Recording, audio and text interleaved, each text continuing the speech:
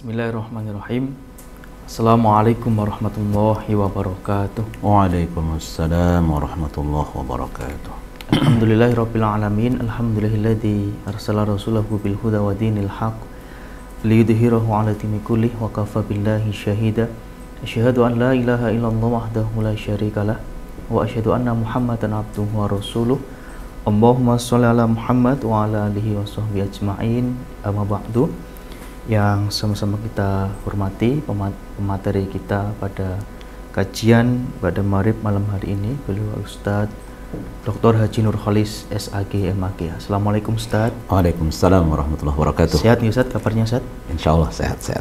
Bapak Ibu jemaah kajian rutin yang dirahmati oleh Allah, pertama dan yang paling utama, marilah kita senantiasa memanjatkan puji syukur kita atas kehadirat Allah Subhanahu wa Ta'ala, yang mana telah memberikan kita kesempatan, nikmat sehat, nikmat sempat, sehingga bisa mengikuti kajian tafsir Al-Quran. Dan insya Allah semoga kita dilancarkan untuk mengikutinya nanti. Yang kedua, sholawat serta salam semoga tercurah limpahkan kepada Nabi Muhammad SAW, dan semoga kita selalu senantiasa istiqomah mengikuti sunnah-sunnahnya. Bapak Ibu jamaah yang dirahmati oleh Allah, pada malam hari ini kita akan melanjutkan kajian tafsir surat Al-Baqarah, melanjutkan ayat ke-196, yang mana pada minggu lalu kita sudah membahas tentang perang fi sabilillah, itu ayat yang ke-190 sampai dengan 195. Maka hari ini kita akan melanjutkan dengan tema yang berbeda, yaitu berkaitan dengan ibadah haji dan umroh. Baik, untuk mengawali kajian pada malam hari ini, mari kita awali dengan baca basmalah bersama-sama. Bismillahirrahmanirrahim. Yang kedua, mari kita simak dan perhatikan materi yang akan disampaikan oleh beliau Ustadz Dr. Haji Nur Khalis SAG MAG. Kepada beliau disilahkan, monggo Ustadz. Terima kasih. Assalamualaikum warahmatullahi wabarakatuh. Waalaikumsalam warahmatullahi wabarakatuh. Innal hamdalillah nahmaduhu wa nasta'inuhu wa nastaghfiruh wa na'udzu billahi min shururi anfusina wa min sayyiati a'malina. May yahdihillahu fala mudilla lahu wa may yudlilhu fala hadiya lahu. Ashhadu an la ilaha illallah wahdahu la syarika lahu wa ashhadu anna Muhammadan 'abduhu wa rasuluhu la nabiyya ba'dahu. Allahumma salli wa sallim wa barik ala habibina wa syafi'ina Muhammadin wa ala alihi wa sahbihi ajma'in, amma ba'du. Puji syukur mari bersama-sama kita panjatkan kehadirat Allah Subhanahu wa Ta'ala atas limpahan nikmat yang Allah berikan kepada kita, sehingga pada kesempatan malam hari ini kita bisa melanjutkan kajian tafsir kita. Dan mudah-mudahan beriring ridha Allah Subhanahu wa Ta'ala, Allah berikan kepada kita kemudahan untuk memahami firman-firman-Nya, dan Allah berikan kemudahan kepada kita untuk mengamalkan petunjuk-petunjuk Allah yang ada dalam Al-Quran. Salawat ma'assalam mudah-mudahan senantiasa Allah limpah aturkan untuk junjungan kita Nabi Muhammad sallallahu alaihi wasallam. Bapak Ibu, saudara-saudari sekalian, jamaah kajian Ba'da Maghrib Masjid Islamic Center yang dimuliakan oleh Allah, sampailah kita kepada ayat ke-196 dari surah Al-Baqarah. Pada ayat-ayat sebelumnya, Allah Subhanahu wa Ta'ala mewajibkan kepada kita puasa, mewajibkan kepada kita untuk menginfakkan harta kita di jalan Allah. Allah wajibkan kepada kita berperang. Sekarang dibahas juga tentang kewajiban-kewajiban kita terkait dengan ibadah haji dan umroh.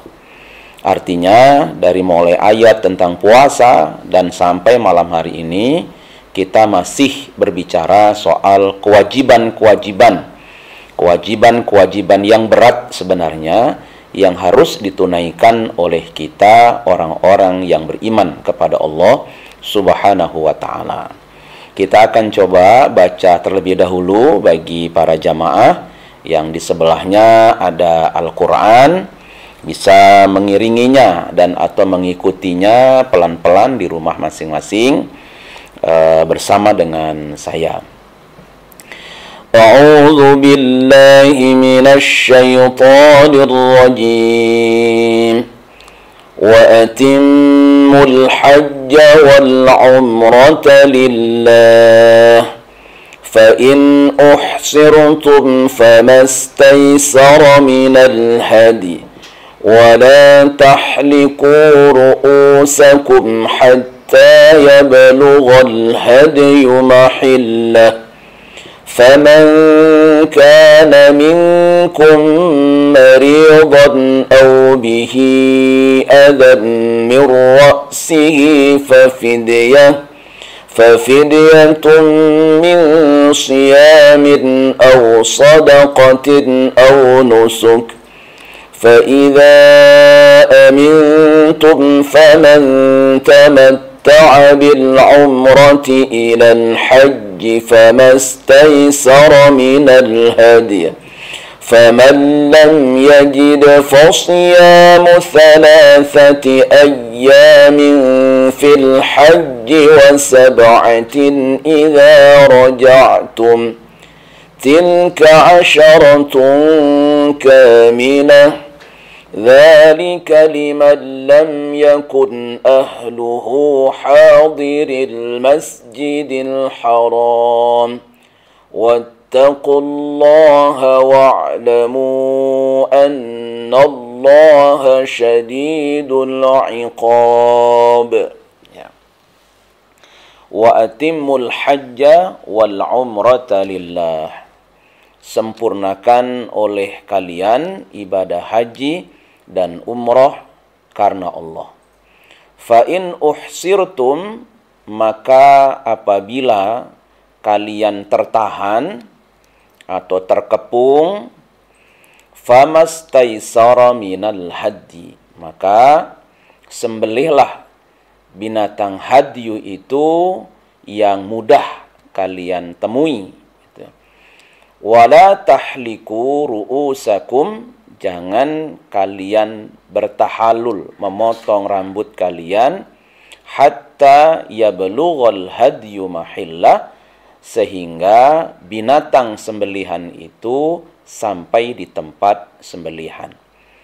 Faman kana minkum maridhan, maka sesiapa di antara kalian sakit, au bihi adzan mir ra'sihi, atau mungkin di kepalanya itu ada penyakit ya, sehingga harus bercukur, fafidiyatun, maka baginya wajib untuk mengganti atau membayar fidyah, min siyamin berupa puasa, au sadaqatin atau sedekah, au nusukin atau beribadah haji ya.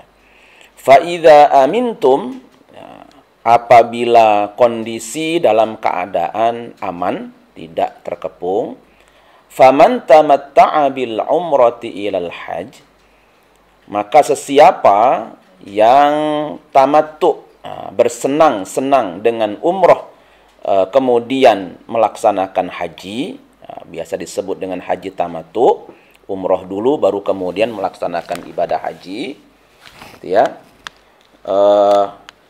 Famastaysara minal haji, maka baginya menyembelih binatang sembelihan yang mudah didapat. Faman lam yajid, barang siapa yang tidak mampu untuk mengadakan menyembelih hadyu itu, gitu ya. Fasyamu 3 ayyam, maka baginya berpuasa 3 hari fil haji, pada saat melaksanakan ibadah haji, wa 7 dan 7 hari idza raja'tum, bila mereka kembali ke kampung halaman mereka.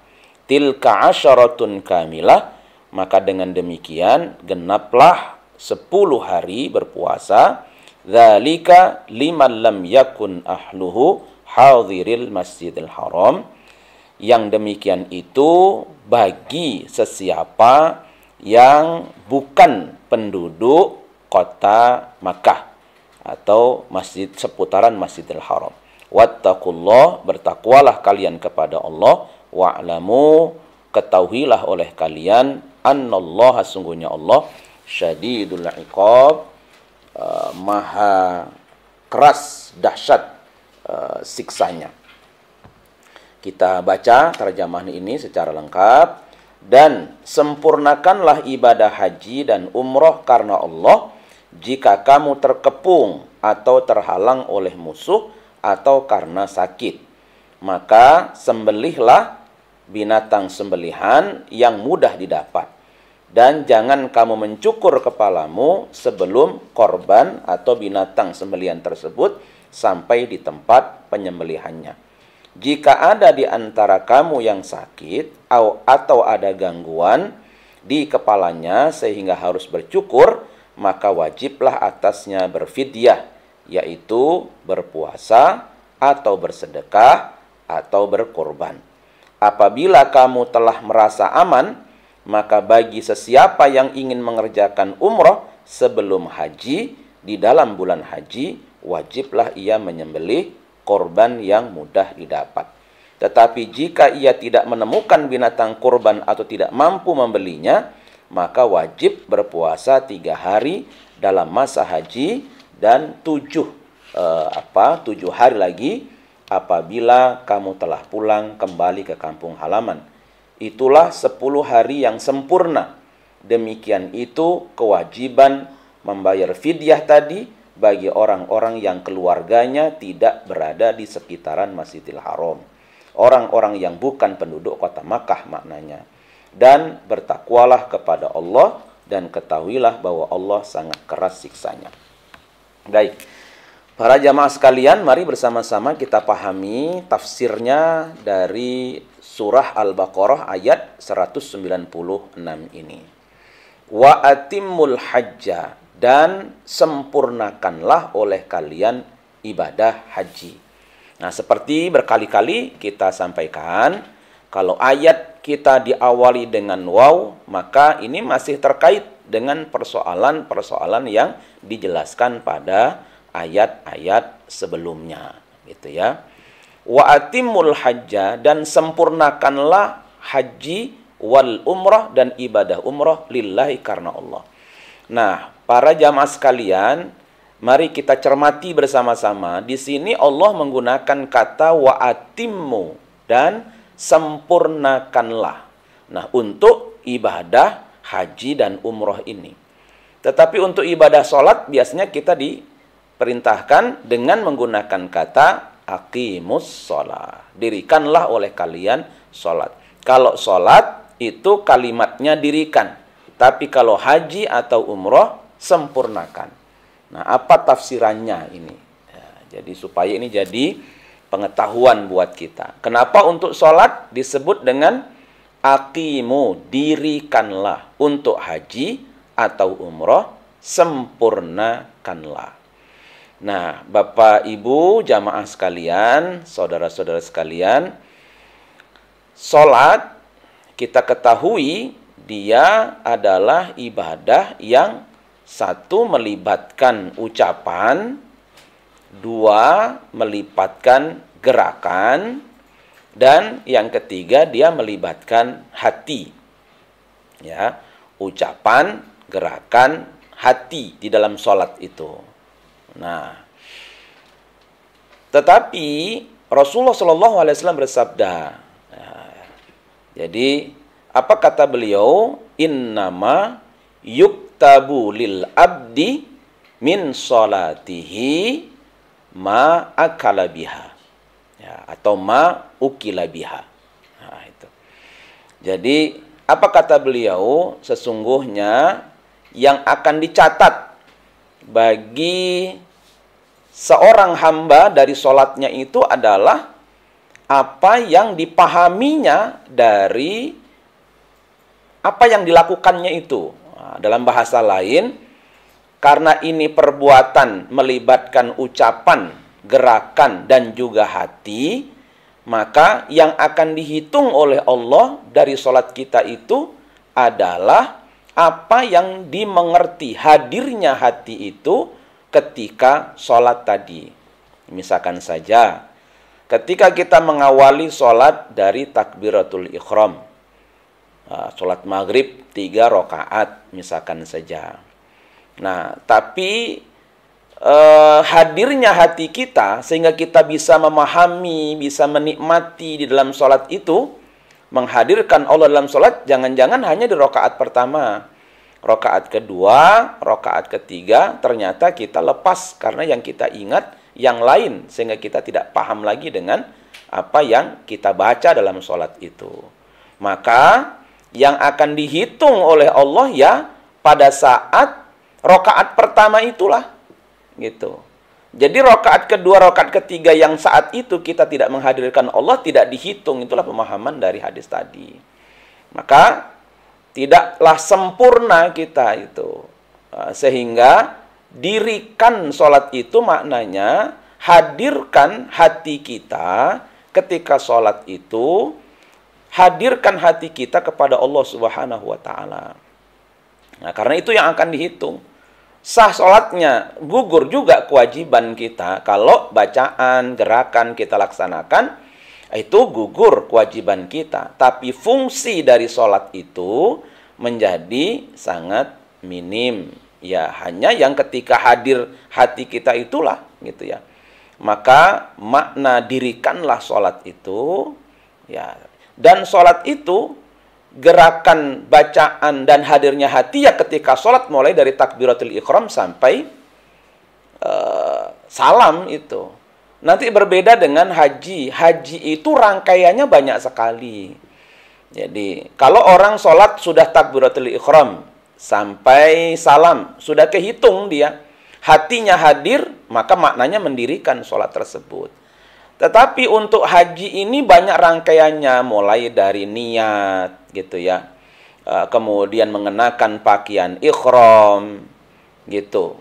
Kemudian nanti tawaf, habis tawaf sa'i nanti tahalul, nunggu lagi nanti pada saat hari-hari haji, mulai dari wukuf, mabit, lempar jamarot, tawaf lagi. Jadi rangkaiannya begitu banyak. Tidak bisa orang kemudian, sama nih haji ini juga hati, ucapan, perbuatan, ada semua laksana sholat juga. Tetapi di sholat itu hanya satu rangkaian saja, dari takbiratul ihram sampai salam.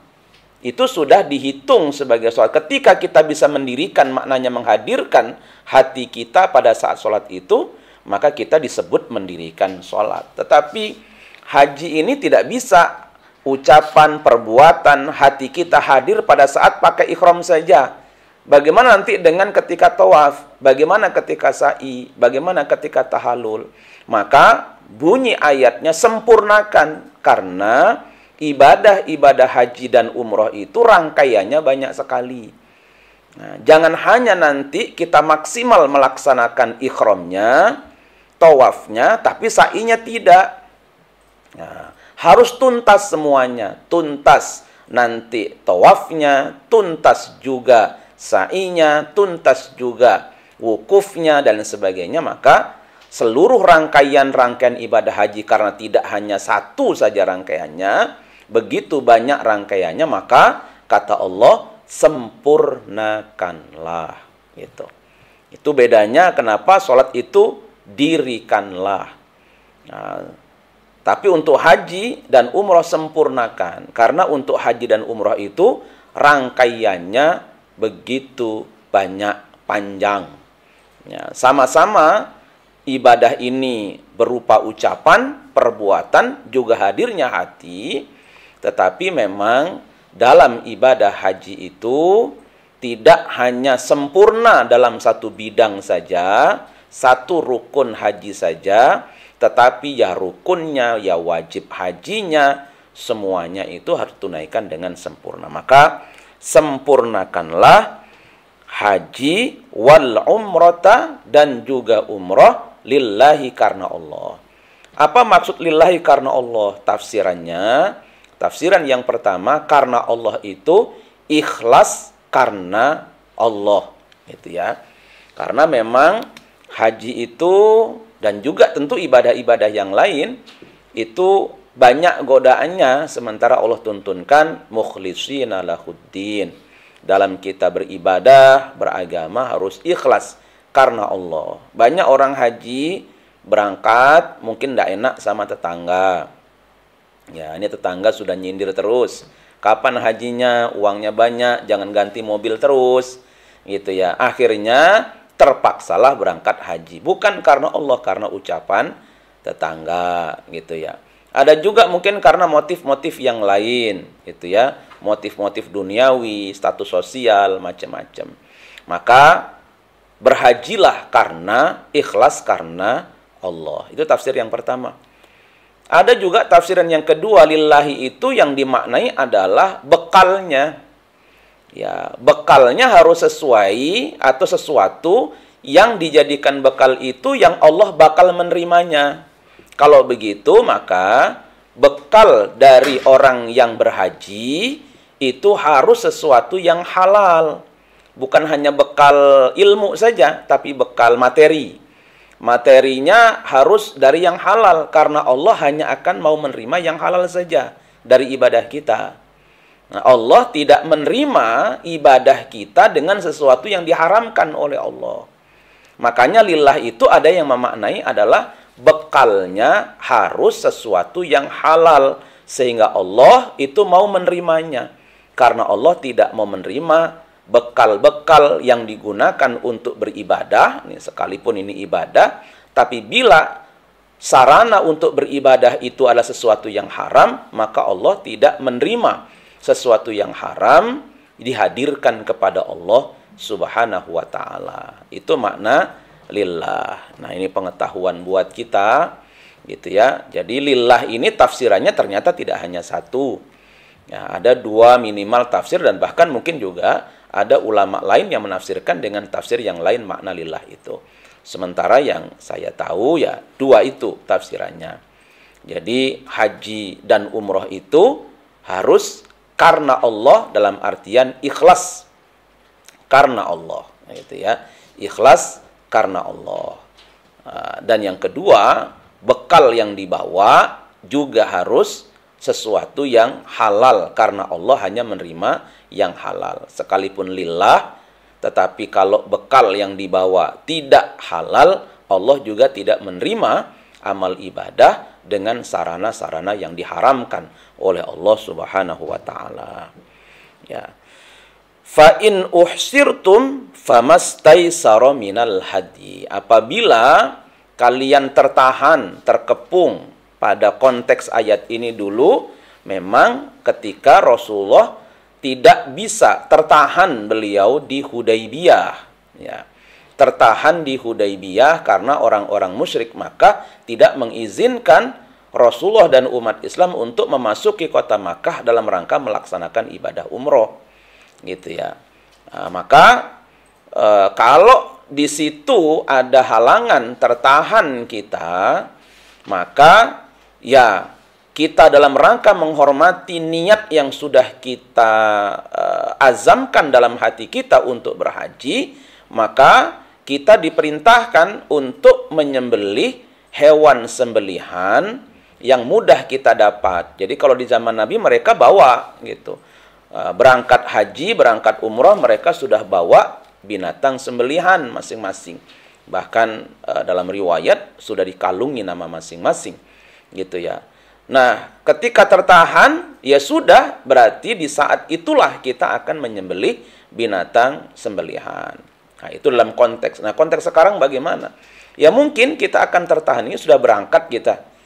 Nyampe di Batam, misalkan saja, nyampe di Aceh, misalkan saja.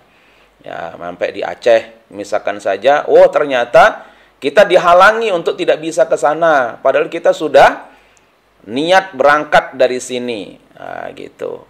Udah, ya. Maka bagaimana? Nah, karena kita sudah menyiapkan uang untuk hadyu, maka untuk menghormatinya, ya silahkan nih, uang untuk hadyu itu disedekahkan atau bukan disedekahkan ya, dibelikan hewan sembelihan, kirimkan nanti misalkan saja ke Arab Saudi sana. Atau untuk menghormatinya kita bisa menyembelih hewan sembelihan ya di mana kita tertahan di situ itu.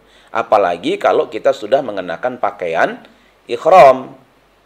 Konteksnya kan zaman Nabi ketika dia sudah pakai pakaian ihram nih.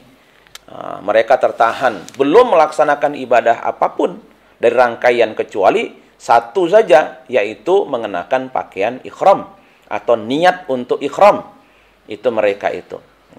Nah, ketika saat itu maka sudah dianggap sempurnalah kira-kira oleh Allah kalau mereka sudah menyembelih hadyu pada saat itu karena dalam kondisi sangat terhalang. Ini yang disebut dengan rukhsah dalam bahasa agama kita, gitu ya. Wala tahliku ru'usakum, dan janganlah mencukur rambut, karena mencukur rambut itu rangkaian terakhir nanti dari ibadah umroh atau ibadah haji kita.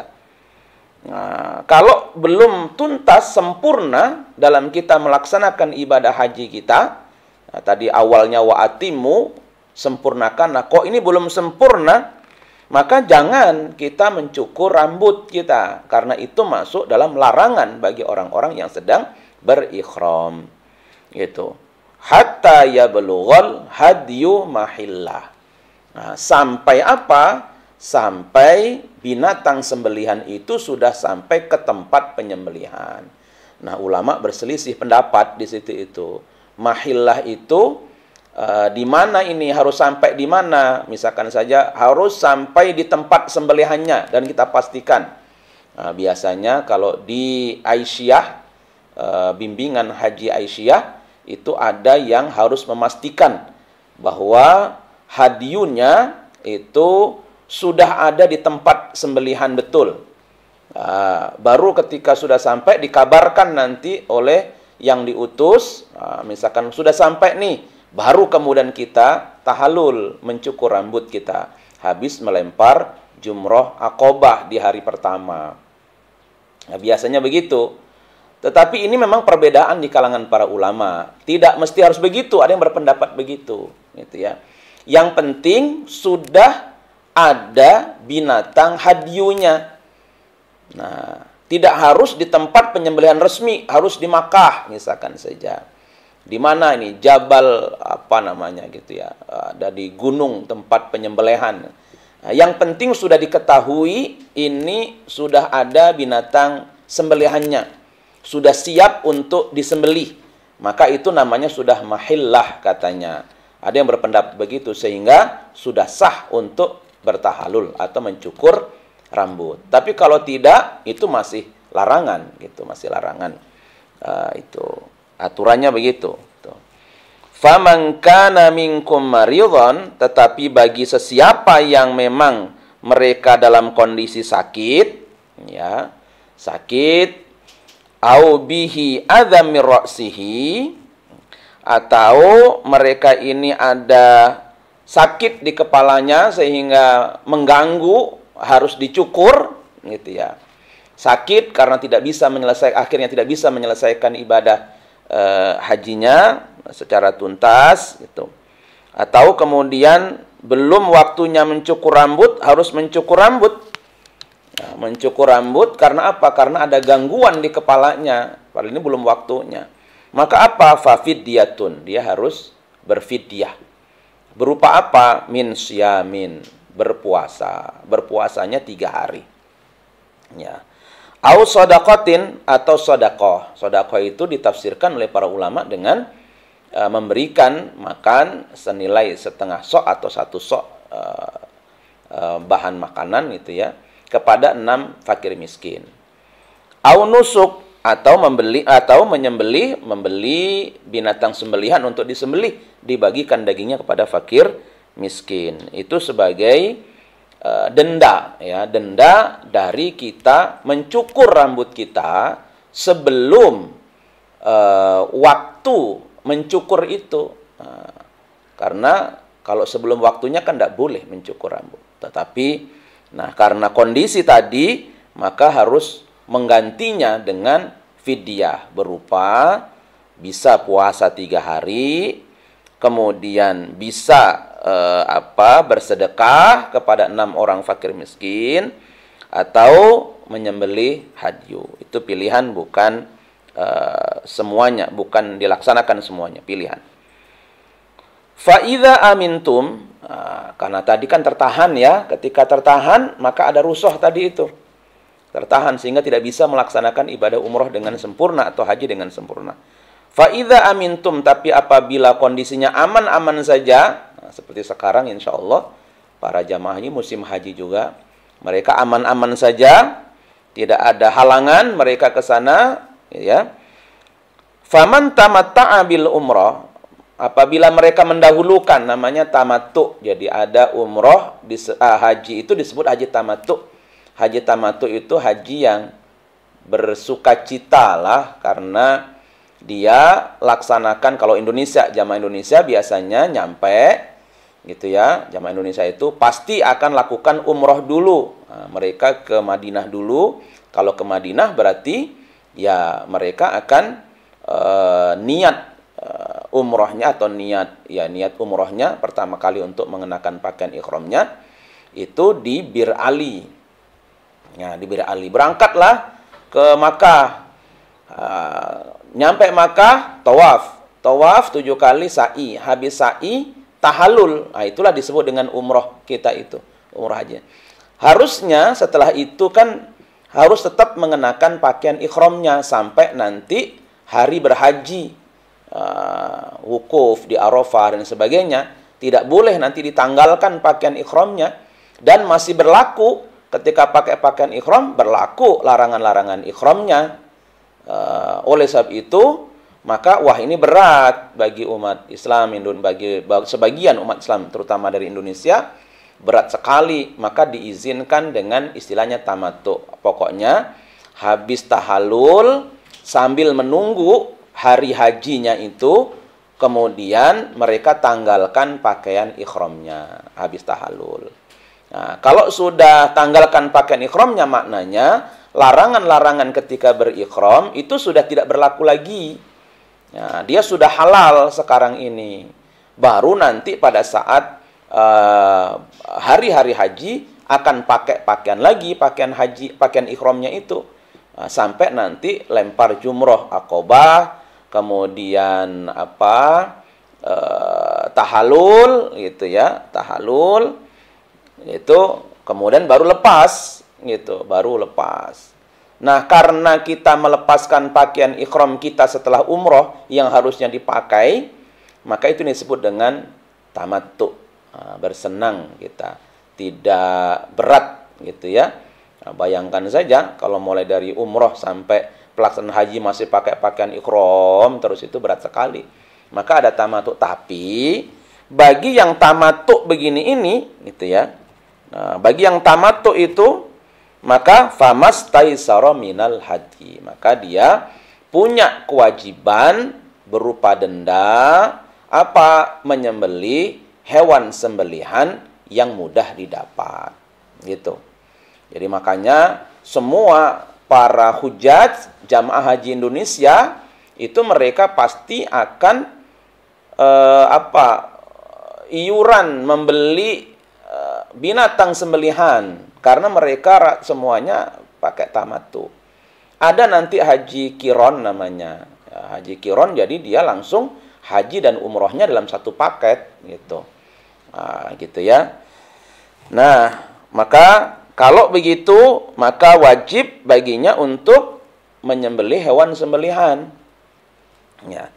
Faman lam yajid, tapi bagi mereka yang tidak mendapatkan hewan sembelihan, habis di pasar nih misalkan saja, binatang sembelihannya habis, atau tidak sanggup untuk membeli gitu karena uangnya, bekalnya sudah habis, maka baginya fasiyamu thalathati ayyam, berpuasa 3 hari fil haji, pada musim haji itu. Ada yang berpendapat 3 hari itu kapan gitu ya. Ada yang mengatakan tanggal 6, 7, 8. Gitu ya, 6, 7, 8. Tetapi karena memang di sini tidak ada penjelasan di dalam tafsir ini, maka ulama juga berselisih gitu ya. Karena disebut di sini pada hari haji, maka hari haji itu ya sebelum wukuf di Arafah 6, 7, 8 gitu. Karena nanti tanggal 9 kita nggak bisa puasa gitu ya. Nah, jadi itulah yang tapi ada yang mengatakan tidak dibatasi kapan saja, yang penting pada saat dia masih dalam kondisi berhaji di Makkah. Kemudian wasab'atin idza raja'tum, ditambah nanti ketika sudah pulang ke tanah air. Nah, tilka asyaratun kamilah, jadi genaplah 10 hari. Jadi tidak sanggupnya kita untuk menghadirkan menyembelih hewan sembelihan karena kita melakukan haji tamattu gitu ya. Maka kalau tidak mampu, maka kita berpuasa 10 hari sebagai gantinya. 3 hari ketika di tanah suci dan 7 hari ketika sudah di tanah air.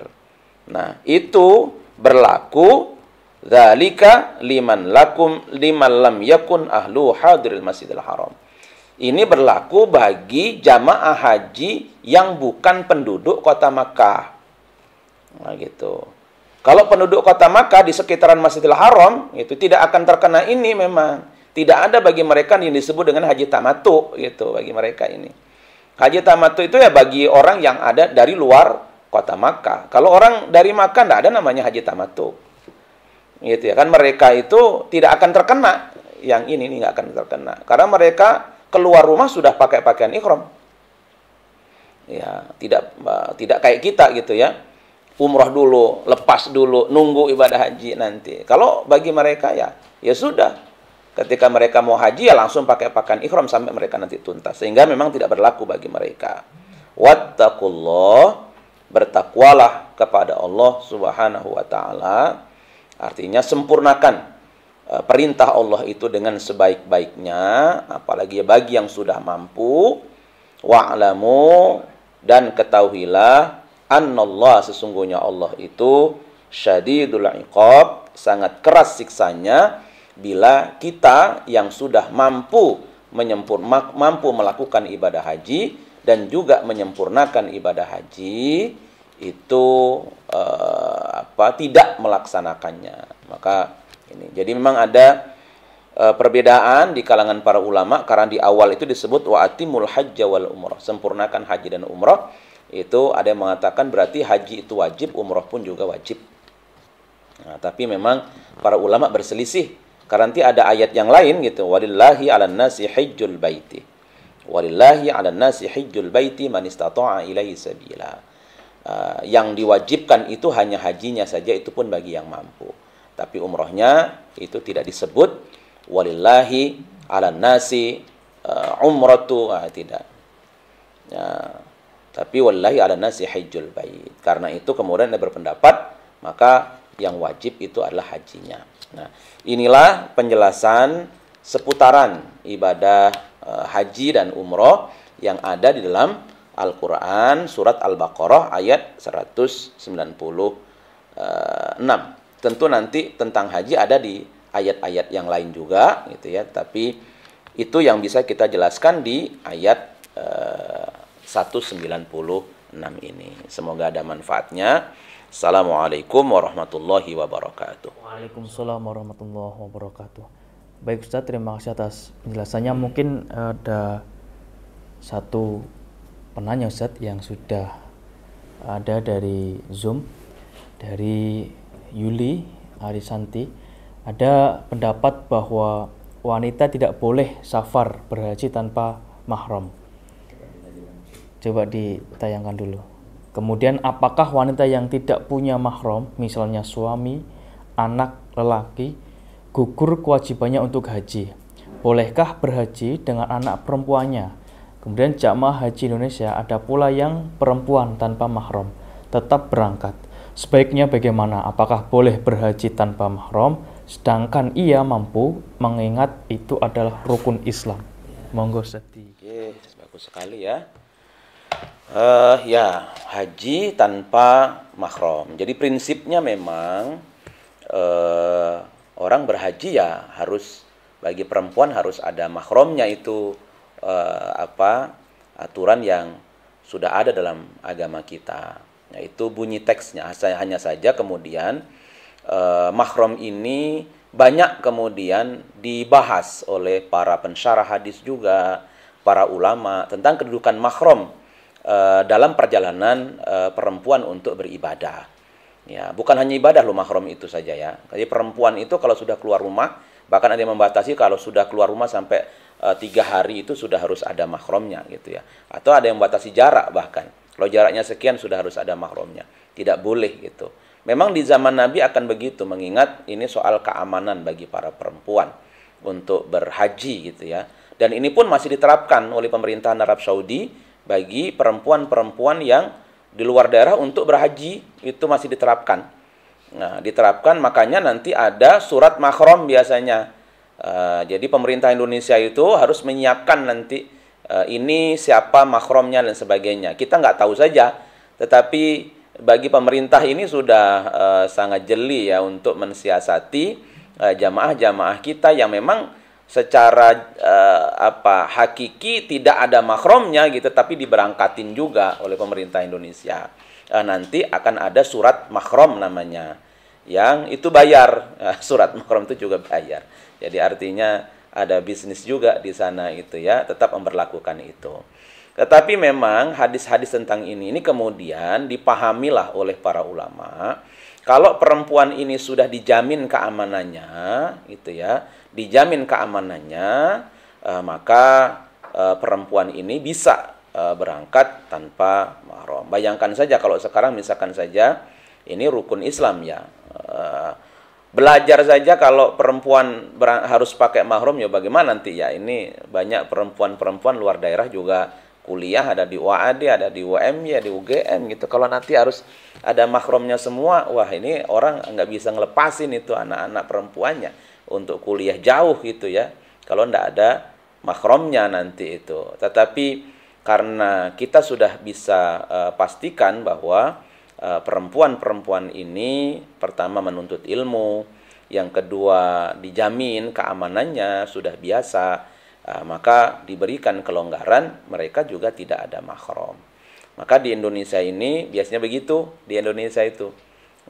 Jadi nggak apa-apa, pemerintah Indonesia berangkatin tuh banyak, bahkan nanti dalam umroh juga sama itu ya, umroh gitu ya. Kita kan di situ ada berapa perempuan, berapa laki-laki. Nah, kadang-kadang kita akukan ini perempuan ini mahramnya yang itu. Nah, buktinya apa? Surat mahram. Gimana caranya bayar itu nanti itu ada legal surat mahram bahwa ini dimahrami oleh ini, padahal tidak ada hubungan mahram sebenarnya dia ya, tidak ada gitu. Itu untuk menjamin keamanan bagi perempuan yang berangkat, karena prinsipnya mahram itu adalah supaya perempuan itu aman. Nah gitu kira-kira ya, wallahu alam. Baik, terima kasih Ustadz atas penjelasannya. Mungkin ada satu lagi jamaah yang ingin bertanya, bisa langsung open mic atau dari YouTube, kami persilahkan. Dari YouTube di luar konteks. Ada Di luar tema. Pripun Ustadz, mau di ini atau? Kalau nggak ada yang tanya nggak apa-apa kalau waktunya masih ada. Coba ditampilkan. Ada. Bu Yuli. Oh ya. Monggo Ibu, barangkali ingin open mic.